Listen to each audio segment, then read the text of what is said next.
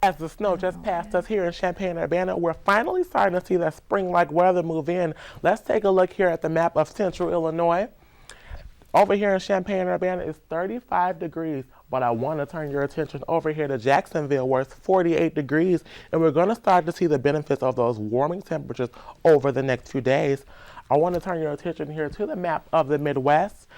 Over here in Chicago, they're starting to see a cooling trend because of the weather moving from Lake Michigan. But I want to turn your attention over here to Kansas City, where they're already seeing those spring-like temperatures at 65 degrees. But don't worry, those temperatures are on their way to Champaign-Urbana. Let's take a look here at a map of the states. It must be a lovely day down here in Miami, Florida. It's a high of 78 degrees. Over here on the west coast in Los Angeles, California, it's 63 degrees. But over in the east coast, they're finally starting to see those cooling temperatures and that snow that just passed us from the Rockies. So it's going to be considerable precipitation over in the east coast. But don't worry, we don't have to worry about that here in Champaign-Urbana. Let's take a look here at our satellite radar. We'll see some considerable cloud cover moving over the Midwest and making its way to the East Coast, which is actually causing those snow and the precipitation that they've been seeing.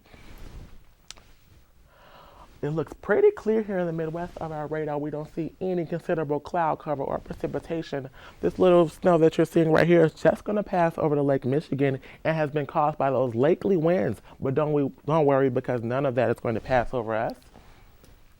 Let's take a look here at tonight's forecast. It's going to be a low of 35 degrees and southwest winds when we get about 16 miles per hour.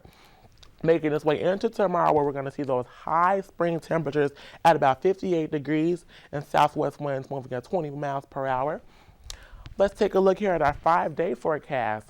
Saturday, we start to see those spring temperatures continue as we have a high of 53 degrees, but we see a considerable temperature drop as we move into Sunday, and it's going to be about 33 degrees.